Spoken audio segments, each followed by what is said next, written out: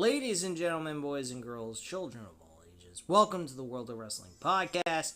Here today to discuss about AEW Dynamite, July 29th, 2026 review.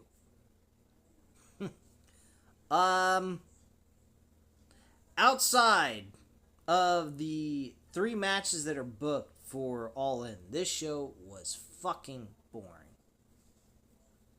There were storyline progressions, I'm not gonna lie, and they were entertaining. But the rest of this show was boring as fuck. The wrestling wasn't all that entertaining. The opening match for the National Championship, okay, I can live with that. It was a good match. It wasn't bad. The trios match being in the main event as the last match, though, sucked. I don't know why the fuck it was on the Dynamite card. It could have been on Collision for all I care. Moxley defending the Continental Championship. I mean, that's par for the course against Commander. Him being on Dynamite, he's a star player on AEW's roster, so obviously I can understand that being on the show. The TBS Women's Championship, that couldn't have been on Collision tomorrow night. It had to be on tonight. The show had to go over 30 extra minutes. It was 2 hours and 30 minutes long, the show. It really needed to go that long, huh? I don't think so. I think the 3 things that occurred on this show, 2 of which dealing with Will Ospreay and the World Championship situation, and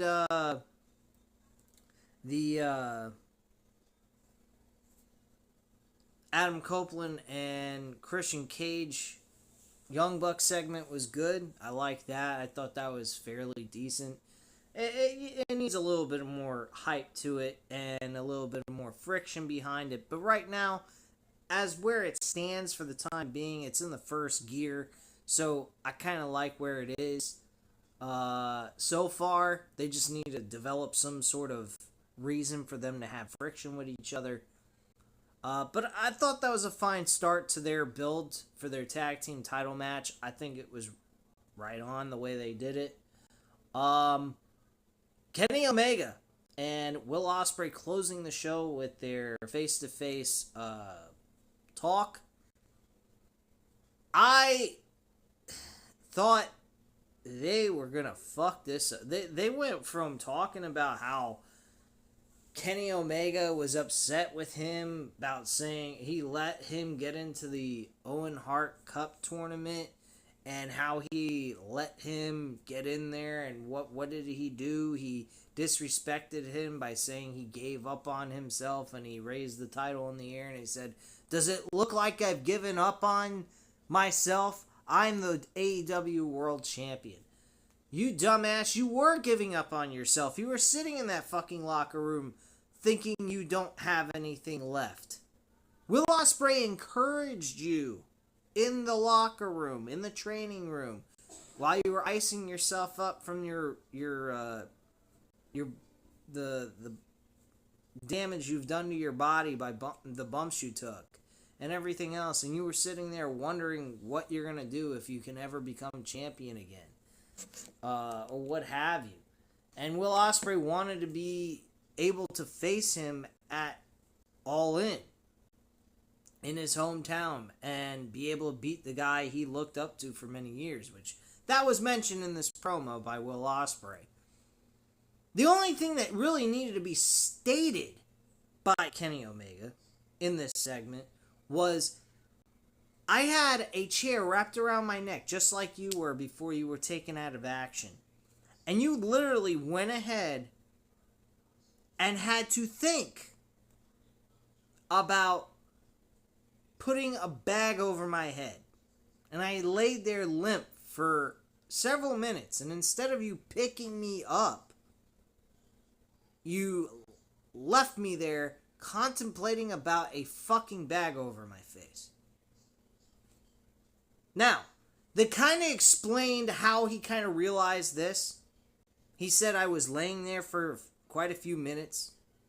Then I look up at you and you have a the championship in your hand, ready to hand it over to me, and yet I see a ripped up bag by your feet? It got me thinking. You wanted to fucking kill me. It took you too long to figure out that you shouldn't do it. But you were contemplating, or otherwise it wouldn't took you that long to pick my ass up. That makes sense. They made sense of that, because when you originally watch it, you wonder to yourself, how would Kenny Omega assume that he actually was contemplating whether or not he did that? So, he explained himself how he knew, and it was through the fact of how long it took him to pick him up and help him on his feet after he got brutally attacked by the Death Riders. So it makes logical sense. At least at this point in time, when it originally happened, it didn't make any logical sense. But kudos to AEW for, filling in the holes here on how Kenny realized all this. He just put the dots together, and that's how he came up with the answer and how he knew. Which, to me, makes logical sense. But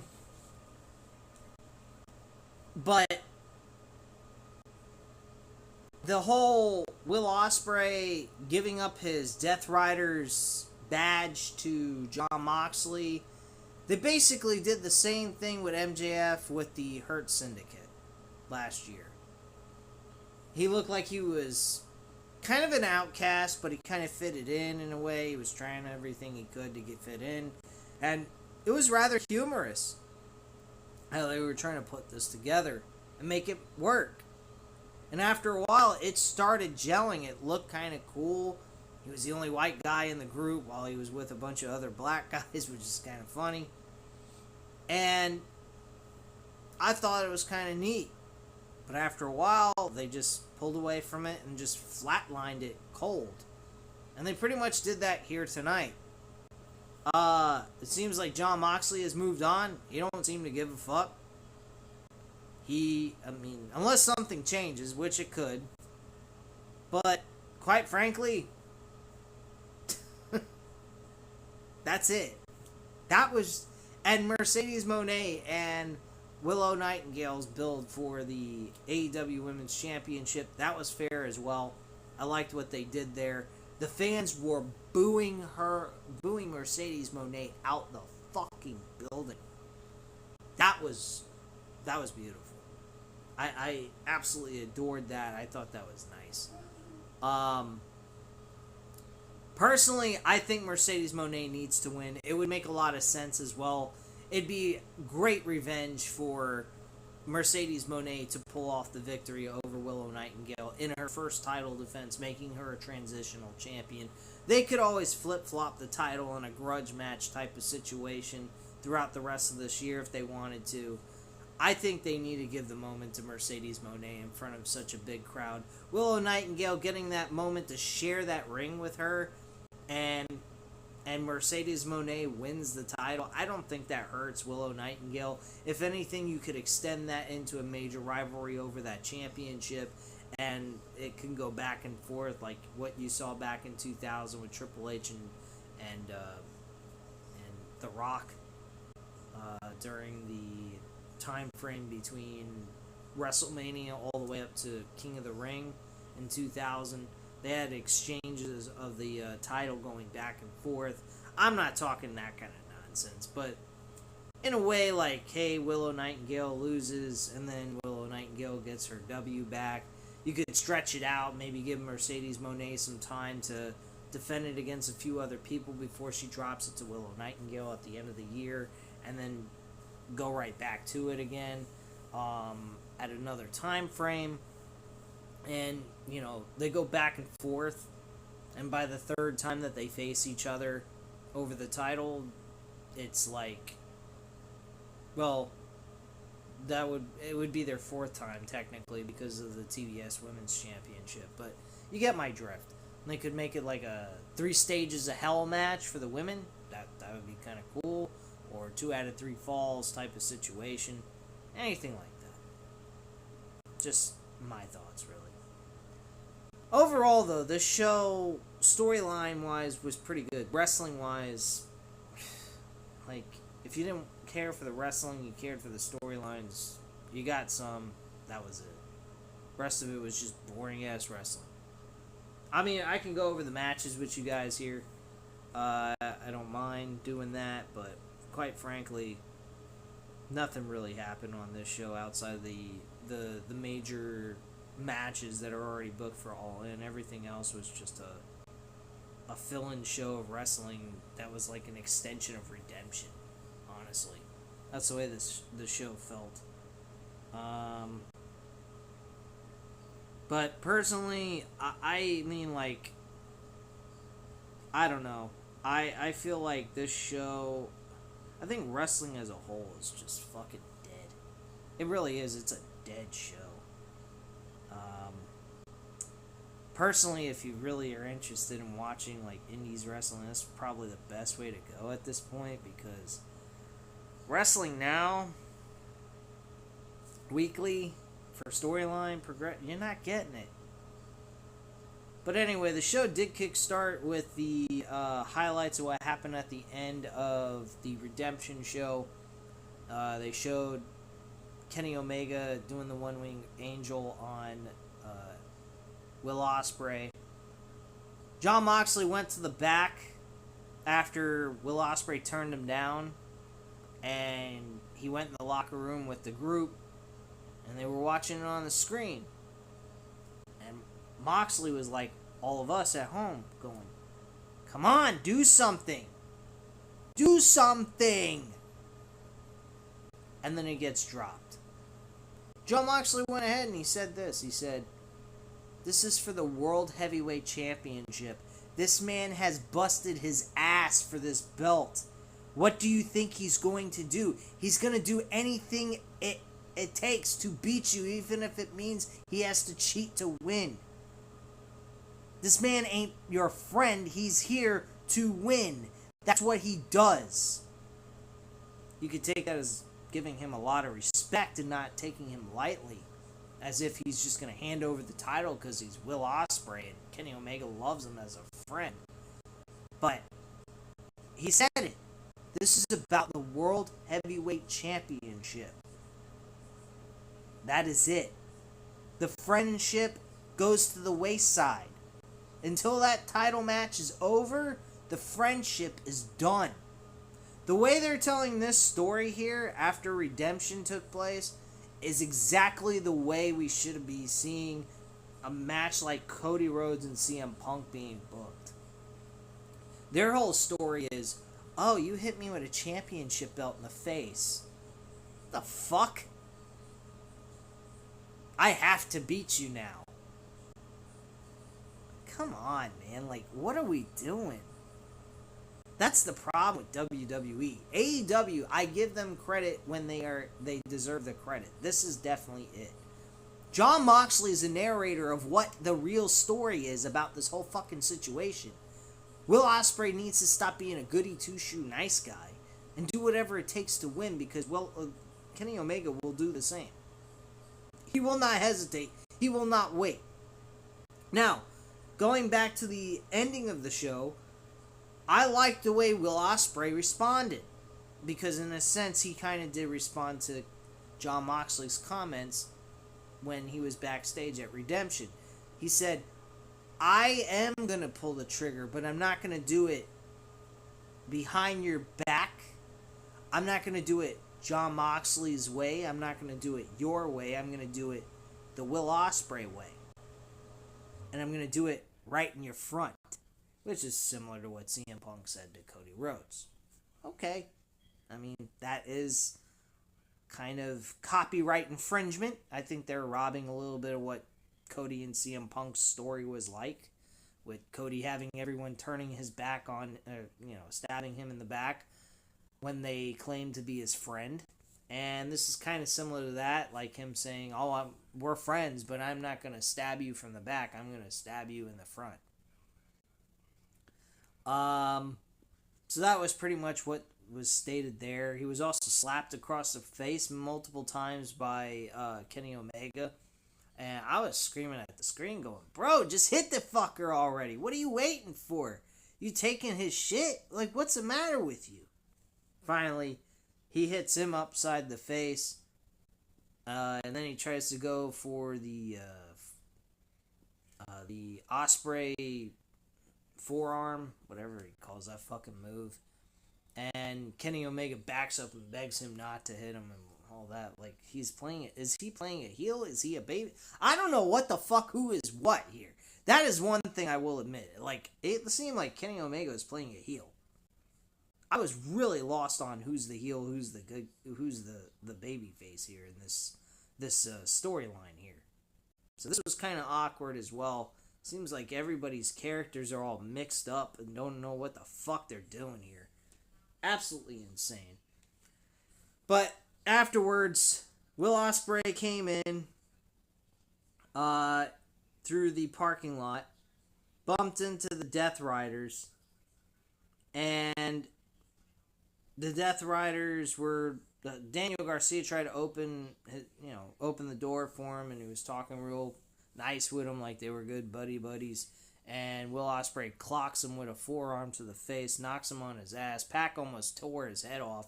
Jon Moxley stopped him. And then Will Ospreay handed over his Death Rider's badge and said, I want out. I'm done. And that was it. And they said, okay. They left they pretty much moved out of his way so he could walk through. And then he bumped into Hangman Page. Hangman was very interested in trying to help him out if he has any issues, and he knows what it's like dealing with the Death Riders and all that jazz. So, I mean, if he ever needs his help, by all means, you're more than welcome to ask, and I'll be more than happy to help you. He said, well, you're friends with Kenny Omega.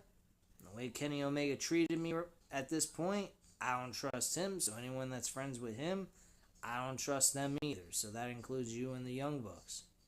So he has nothing to do with them at all. And that was that.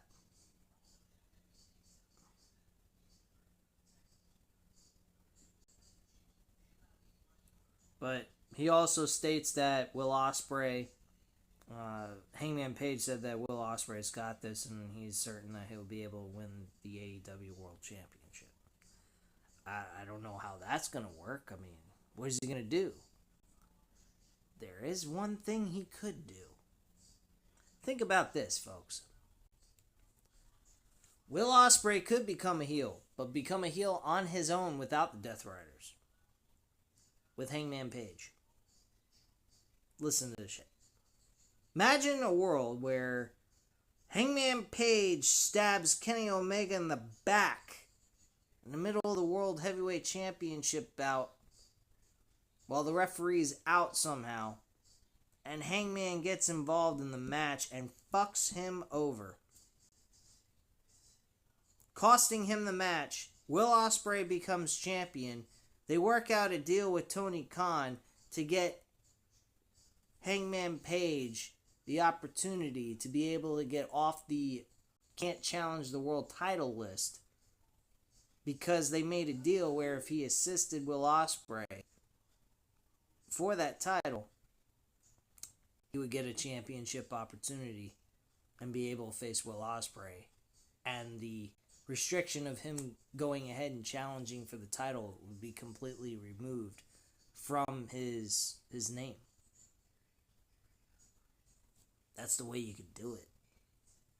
The best part is, he has to fuck over his best friend.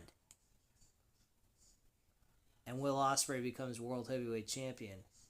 And Hangman Page ends up being the next challenger for the championship. And no longer having to be on the cannot contend for the World Championship anymore either. I think that would be really cool.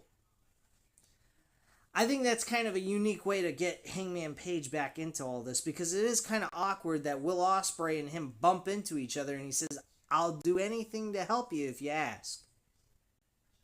What better way to help him out and give him a reason to want to help? and give him a reason to say, hey, look, you know what? You have a reason to trust me because if you can work out a deal with Tony Khan, that if I was to help you and successfully help you retain or win that world championship from Kenny Omega, I would no longer be on the cannot challenge the world championship list, and I could end up getting an opportunity to challenge for the world title after you've beaten Kenny Omega. And that's all done underneath the table. No one sees it happening. Nothing takes place. They explain it all in the next episode of Dynamite, and all of it's explained. Tony Khan clears it. You know, they do like a backstage vignette type of thing after the event's over. They show that, and then Will Ospreay and Hangman come out together and explain everything in more detail. I think that would be fucking awesome. And he would be stabbing him in the front and in the back, turning Will Ospreay into the fucking villain. Now, granted, I don't know if they want to do that either. I think they want Will Ospreay to stay a babyface. He is a good babyface, I'll give him that. But I know he can play a good heel too. He's done it in New Japan. He's done it partially in AEW when he first came in. We started seeing him on the roster. He was pretty fucking good. And then they turned him babyface, and he's been a babyface ever since. So, just my thoughts on that. Anyway, the first match on the card was the national championship with Andrade El Idolo, Nick Wayne, and Jack Perry. Andrade El Idolo defeated and pinned Nick Wayne in this matchup, so he walked away with the W. Andrade gets interviewed after the match, where he says he's feeling tranquilo because he screwed MJF stealing his Dynamite Diamond ring and screwed Don Callis taking away the national championship from Mark Davis. He will fight anyone and anywhere to prove he is the best national champion. Tony Schiavone talks about the Casino Gauntlet match at All In London, where the winner earns a future shot at the World Championship. Okay. Next week, Andrade's hometown in Mexico City, there will be a qualifying match that he thinks the national champion should be quite happy about. Andrade has one question to ask Tony about that. How you know? I gotta say this, man. The how you know catchphrase is kind of catchy. I like it. I mean, it doesn't make a whole lot of sense a lot of times when he uses it, but it's just kind of funny, I guess. There's a big pop from the crowd as the music hits, and backstage we hear from the Brawling Birds, who tell Divine Dominion they talk too much before telling them to step up as the Birds will look to take the titles soon. Like, does anyone care about the women's tag team titles? I don't think they are even relevant on this show anymore. They started off being relevant, and then all of a sudden they just died. Right after they got their big moment in crowning the first ever tag team champions. Backstage, we hear from Don Callis' family. The tension quickly builds up as Kyle Fletcher addresses defending the International Championship all by himself at Redemption, but he is cut off by Kevin Knight. This leads to a brief confrontation with Kyle pointing out that Knight couldn't beat Omega last night, or this past Sunday, before Okada chimes in to reassure everyone the international title will stay in the family. Okay. What, because Mike Bailey's a huge threat to Kyle Fletcher? Like, what the fuck? There were two... From there, we go to ringside. We're getting Brian Cage, Jake Doyle, and Kyle Fletcher in a six-man tag team match against Speedball Mike Bailey and Bandito and Brody King. in the 6-man tag team match. Let me tell you, folks, this match ended in a very terrible way that was totally unrealistic and makes your brain cells want to melt. Literally. You had Mike Bailey, a fucking cruiserweight, a lightweight guy. I swear, I think wrestling needs to have weight classes. This shit, it just comes off so disgusting. Yeah, Jake Doyle being in a roll-up pinfall. I mean, granted, he had both of his arms being held upwards by Mike Bailey to, have a firm grip on him, but he could have easily moved his shoulder off the mat, either shoulder, and yet he just laid there like a lump of crap, as if the move that he did to him before he got him into the pinfall was so damn effective to make a big-ass man like him to a guy of Mike Bailey's stature to just knock him out and put him away. Absolutely dumb.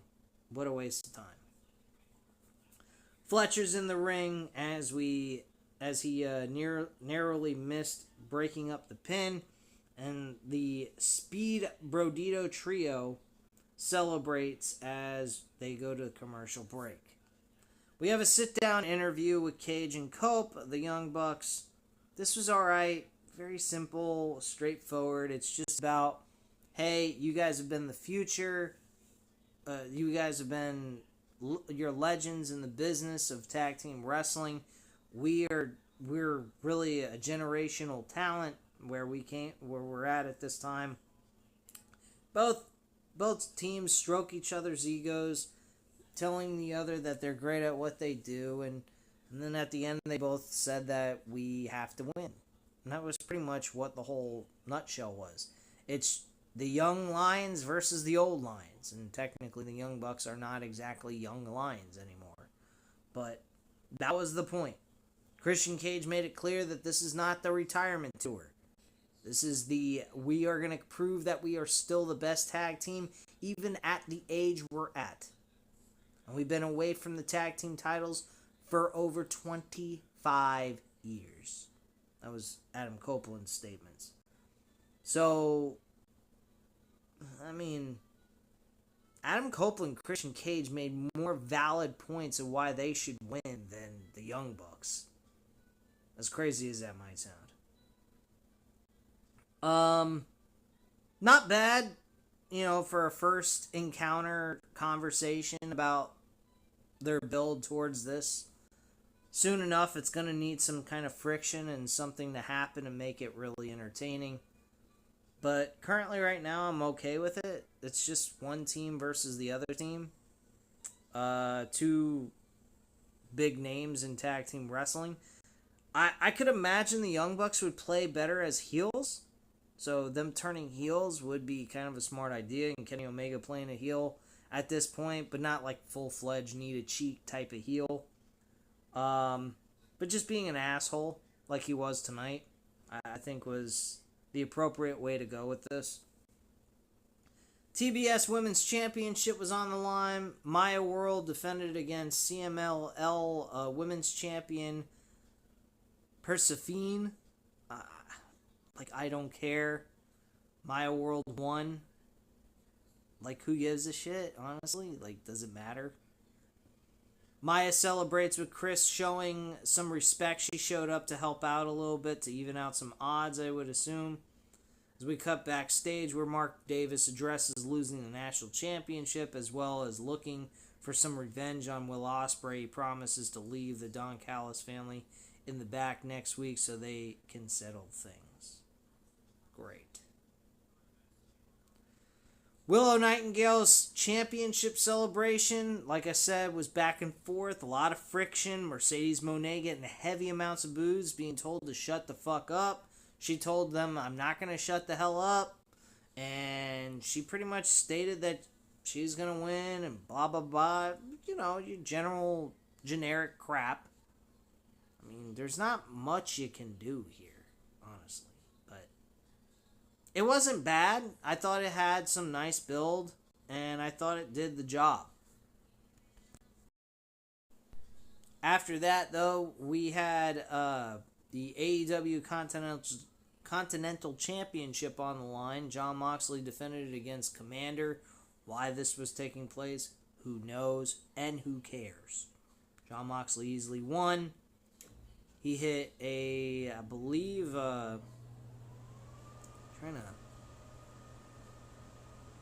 know he hit a curb stomp, then he hit a paradigm shift, and then planted a rear naked choke onto Commander, and Commander immediately tapped out. Why he tapped out, I don't know. I don't know why he just wasn't passed out immediately in the hole, because suffering 2 blows to the head, a curb stomp, a paradigm shift, and then being in a stranglehold, a rear naked choke, would make anyone just be passing out, not tapping out. They wouldn't be conscious. But they didn't do a terrible job. I mean, I'll leave it up for,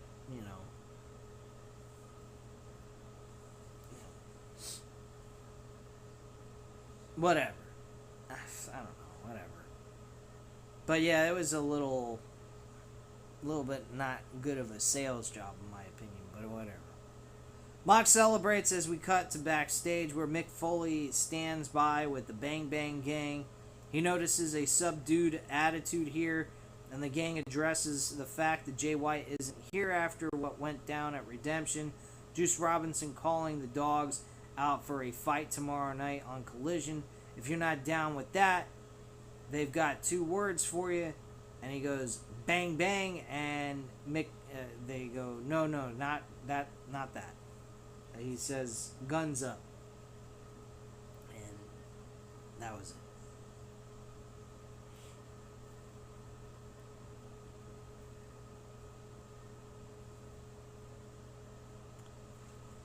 Next, we had a conglomeration trios tag team match. Be honest with you guys, this match did not belong on the show. This could have been removed. Trios tag team titles were the titles changed hands. The Demand won. Ricochet being the leader of the group. The new champs are joined by the Lethal Twist in attacking the conglomeration until Brody King and Hangman Page come out for the save. Why Hangman Page was out here doing this, I have no idea. What does he have to do with this group? Does he have any relationship with Brody King and Bandito? I don't think so. But it is what it is. I don't know, man. That threw me for a loop. Hangman Page being a part of this shit. Like, what the... I ain't got no opportunity at a world title, so I'll just throw myself in any kind of lump of crap storyline I can just to get on TV at this point. That's what we're doing? Really, Tony Khan? Come on, you can do better than this. I swear, the door of success is wide open for either one of these 2 fucking companies to just walk through it. It's not fucking forbidden. It's not a forbidden door. It's very easy. It's wide open. Just walk the fuck through it. This company, neither of these companies do anything to walk through that fucking door. AEW inches a little bit closer to the door, and then they take a few steps back. WWE, they don't even take steps forward. They keep taking steps further and further back from the door of success. These 2 companies are totally fucking inept. Absolutely inept. I am more pro AEW than WWE, but I can't lie to myself. This company is fucking stupid. Tony Khan does not know how to just pull the fucking trigger and walk through that damn door already of success. All he needs is a storyline writer for this fucking show, and it will be a good show. And he just won't fucking do it. And why? I have no idea. And it drives me mad. Because WWE has the bar so fucking low, it's pathetic. That there is no reason why AEW can't put on a better show than WWE 100% of the time. And when I'm talking about putting on a good show, consistent storyline progressions throughout the entire show, from the beginning it starts to the beginning to the very end. I don't understand what is so fucking difficult for him to do that. He relies too heavily based on pro wrestling to fill in his show, and he wants to do 30-minute overruns on a 2-hour fucking show, making it feel like you're watching a Monday Night Raw episode. I do not understand this logic here.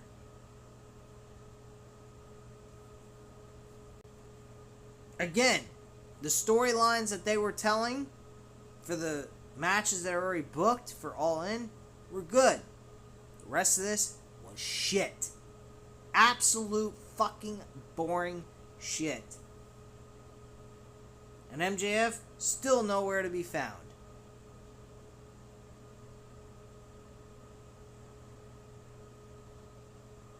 So anyway, we cut backstage. The Death Riders address their opponents for Collision, as well as the situation with Will Ospreay and Kenny Omega. Mox interjects about his run as Continental Champion and how he isn't scared of whatever comes his way next.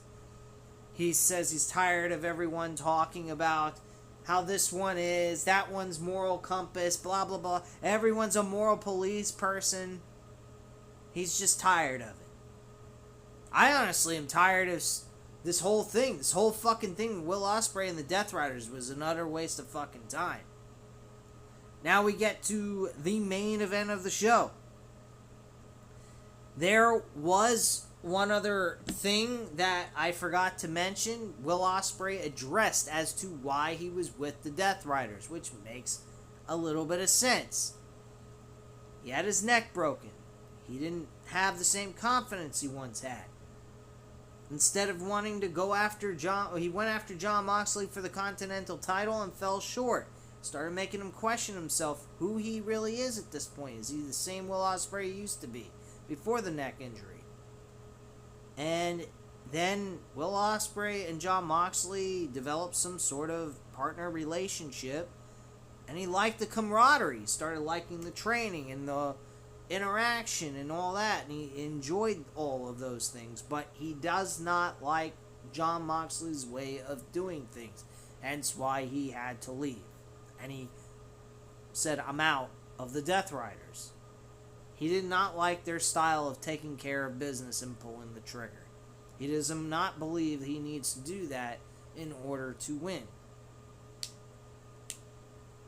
Now, my scenario I brought up about Hangman Page turning on Kenny Omega being his best friend so that he could get off of the cannot contend for the AEW World title list would be interesting and would give Will Ospreay the edge that he needs to beat Kenny Omega.